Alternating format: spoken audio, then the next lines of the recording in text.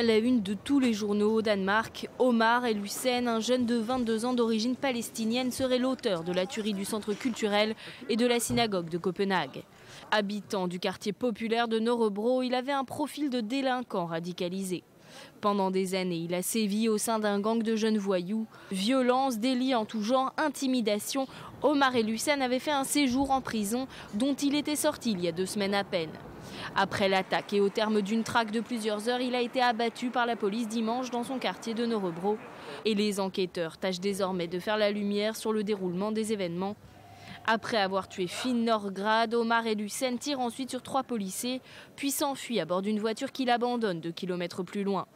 Grâce aux vidéos de surveillance, la police reconstitue son itinéraire et fouille un cybercafé dans lequel il avait ses habitudes. Il aurait aussi bénéficié d'aide de complices. Ce lundi, 2 hommes ont été inculpés et déférés devant le juge.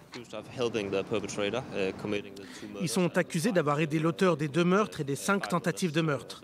C'est de cela qu'ils sont accusés pour le moment. Et ils sont accusés de s'être débarrassés de l'une des armes à feu et de l'avoir cachée après l'attaque. Et ils nient cela en bloc.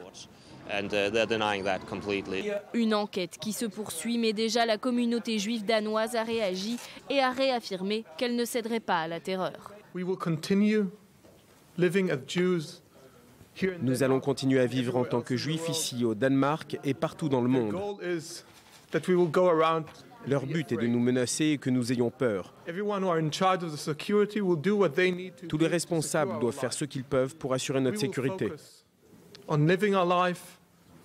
Nous allons continuer notre vie, une vie normale, car la terreur ne va pas nous dicter notre façon de vivre. Une volonté de mener une vie aussi normale que possible alors que le Danemark serait le 3e pays le plus touché par le djihadisme en Europe, avec un nombre de plus en plus important de départs vers la Syrie. Reste désormais aux enquêteurs à déterminer si Omar El Hussein a lui aussi été influencé par la propagande de l'État islamique.